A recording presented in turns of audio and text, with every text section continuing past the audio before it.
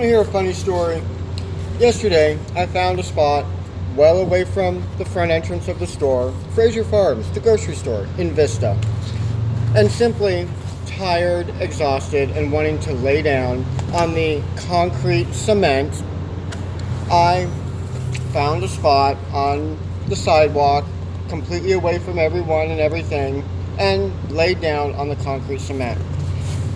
Not but 20 minutes later, I had their plainclothes security guard demanding that I go, or he was going to put me in handcuffs. So I got up. I didn't say a word to him.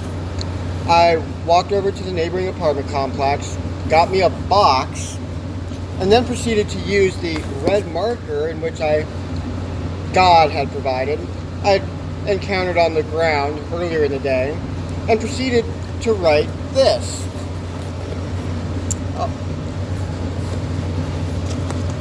And I don't know if the camera can see it, but what it says is served, Army, 186th Infantry. I was an 11 hotel. That was my MOS. It meant tow gunner. I launched missiles from a Humvee, and then we would run and hide like a bitch. Excuse the language. And then I wrote, I murdered people and 2-year-old children, which is something I really don't like to talk about, and I'm ashamed of. The single worst mistake I've ever made in my life was enlisting, but that's a whole nother discussion. So I wrote up this sign saying, I murdered people and 2-year-old children, which is sadly something I really don't want to talk about. For what? To be robbed of my home, my clothes, my food? God bless evil America.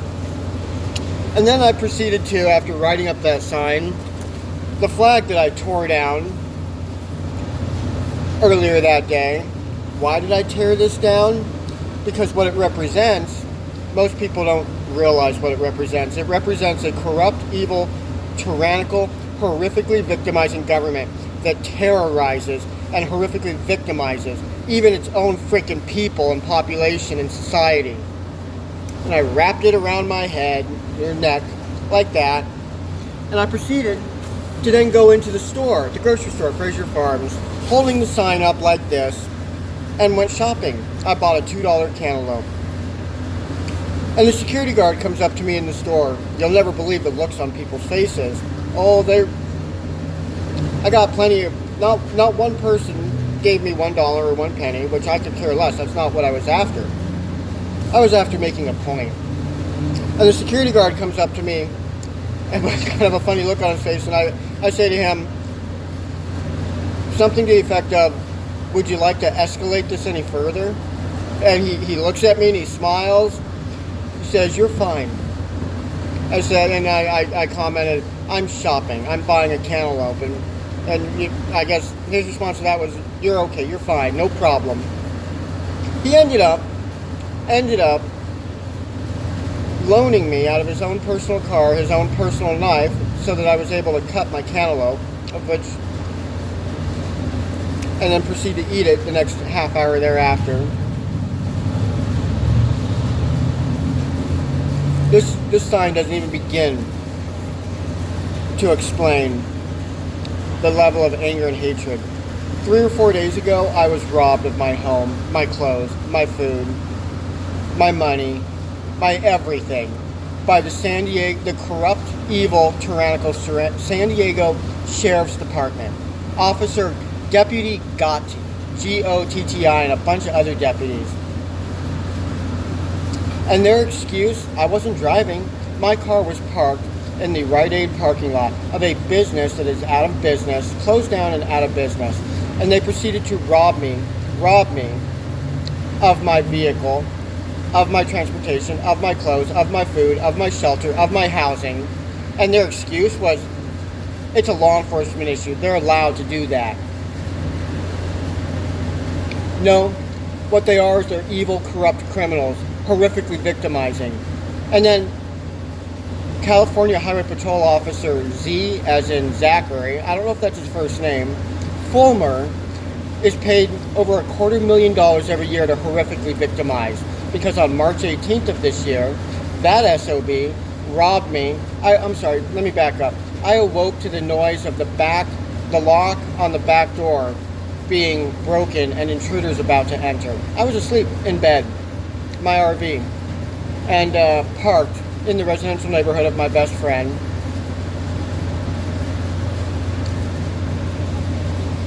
And I jumped out of bed and up to the cab, and I started the engine, thinking that would scare the intruders off. And the next thing I heard was, "Get the F out!" And then I looked to my right, looking out the passenger window, and I saw a handgun pointed at my head. And that's the only thing that registered in my mind, that I was about to be executed. Fast forward, because there really isn't any other relevant details surrounding that incident, I was robbed at gunpoint of my home, my clothes, my food, my everything, my medicines, and the list goes on. And we as a society allow and tolerate this crap. Oh, but don't get me wrong, it's not just vehicle registration. Oh, it gets worse, America. It gets far, far worse. Ever heard of property tax? Which isn't a tax at all, it's just a flat extortion. And any failure or inability to pay it, and you'll never believe it, America, if you just play the story out to the very end, just continue living in your home, even if you have it paid off, just play the story out to the very end. What happens? Oh yeah, those same guys, heavily armed thugs, calling themselves police or sheriff's deputies, violently breaking down your front door and at gunpoint dragging you and your family and loved ones out of your home. Oh, don't let me forget, hopefully not executing one of you or your family members in the process, because that's already happened more than once throughout our society. Police unnecessarily and unjustifiably executing people in their own homes, right? Yeah. Police firing the first shots, executing people. But that's a whole nother topic. Yeah, this angers me. Because you know what? I effing murdered people for a goddamn corrupt, tyrannical government that horrifically victimizes its own people and society, robs them of their homes, the most egregious human rights violation possible. What this represents, I want to burn it. Why do I want to burn it? Because it represents an evil, corrupt, tyrannical, horrifically victimizing government. That's why. Oh, and people think this represents a good, positive government or a military? Bullshit. I can prove it in a single word. Ukraine. Did you know, America, that the United States supposedly has military bases in 180 other countries? 180. I didn't even know there's that many countries in the world. China, a single country. Where am I going with this? The United States is the military superpower of the entire world. It's not the only one, but it's the one. If our military and our government was any amount of positive or good, even 1% positive and good, what would our military have done? It would have been over immediately on the shoreline of Russia and Ukraine and simply said, we are not going to allow our fellow, not Americans, our fellow what? Human beings. Our fellow human beings to be unjustifiably murdered and slaughtered. Oh, no, but what did we do? What did our military do? It stood by idly and allowed, tolerated, and permitted our fellow human beings to be unjustifiably murdered and slaughtered. I'm referring to the Ukrainian people and the Ukrainian society. And you want to claim this represents anything good, America? In a single word, Ukraine. In a single word, that proves it. And still to this day, is our military over there putting our foot down saying, this stops. We will not allow, tolerate, or permit this. Period. It doesn't matter if we have to die in the process. We respect our fellow human beings' lives enough not to allow it. We did it with Hitler. I'm pissed. My name is Christopher Youngblood. I'm the guy that with your help, with the public's help and support, will be, will be filing a state initiative this upcoming week in Sacramento, seeking to place it on the next general election ballot, the opportunity for you to vote to abolish property taxes. And why must we abolish property taxes? Why are property taxes the most horrific atrocity perpetrated upon our society? Quite simply because they do not take into account a person's ability or inability to pay them. Quite simply, they are a flat extortion, and any failure or inability, I'm sure he's got some comments for me. He's walking right into.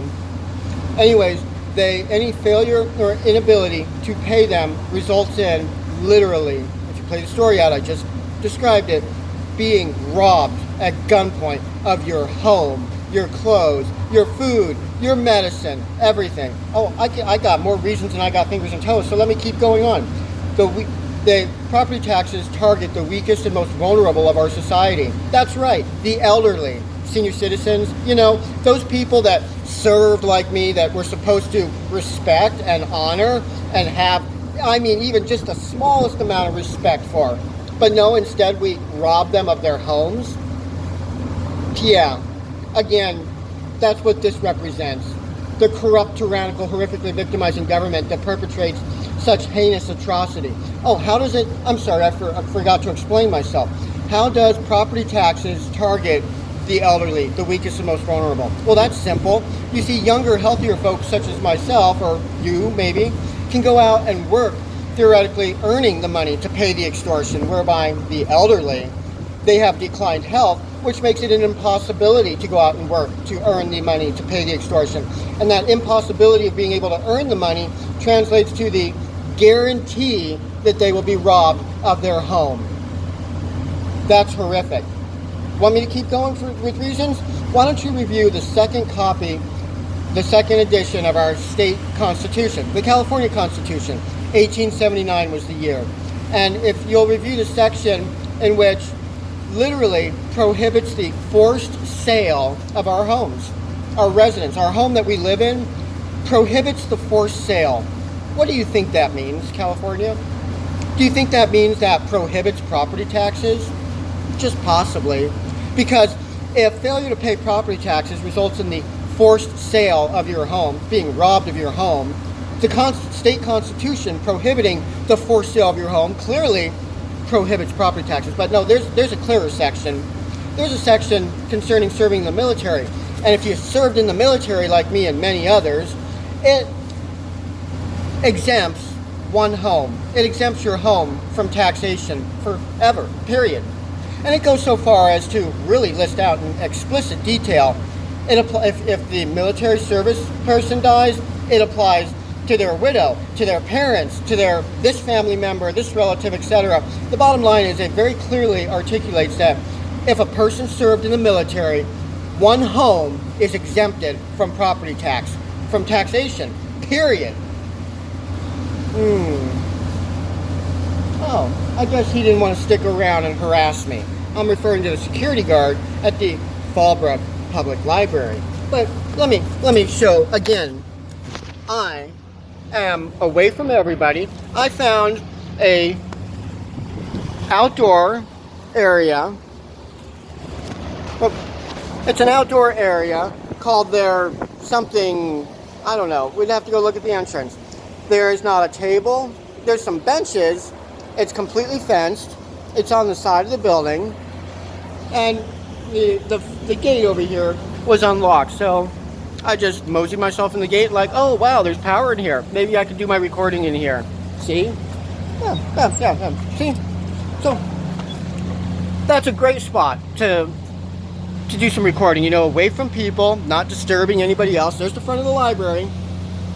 There's the front of the library. See? Again, just like yesterday at Fraser Farms Market, I have gone out of my way. No trespassing or lodging. Open to the public. Oh. Open to the public. Oh, I dare that security guard to even open his mouth. Open to the public. Monday to Friday. 9 a.m. to 7 p.m. Yeah, it better well as damn be open to the public. It's paid for by the public. Oh, that gets me to another atrocity. Public transportation. Did you know public transportation is paid for by the public? Oh, there's not enough time. So, what I need right now from you, America, and California especially, is I need your help. I need your financial contribution to cover the $4,000 expense, $3,000 to $4,000, for me to travel up to Sacramento and file my initiative to abolish property taxes in person and get the process started politically, societally, governmentally, legally, etc. Help me end that horrific atrocity being perpetrated upon our society. And I've gone so far as to ensure that I will succeed in abolishing that atrocity because I have created a financial incentive for every single voter, not just property owners, but renters as well. I have worded it into the initiative that landlords will be required to split the difference. More specifically, 1/24 of the month of the annual property tax bill will be in the form of a monthly rent reduction for renters. What's that translate to? Here in Fallbrook, California, a 2-bedroom apartment over $300 a month reduction in their monthly rent. So I have given renters a financial incentive that they too will profit and benefit from the abolishment of this horrific atrocity known as property taxes, which isn't a tax at all, but that's a whole nother video to go through the long list of reasons why it's horrific and has to go. Please help me. Please help me. Help us all. My name is Christopher Youngblood, and I am the guy that will be responsible for abolishing property taxes, not just here in California. My goal is to do it nationwide and in 19 or so states simultaneously via the initiative process. Please help me, help us all, and possibly, just possibly, restore some values in what this supposedly represents and what our society incorrectly thinks this thing represents.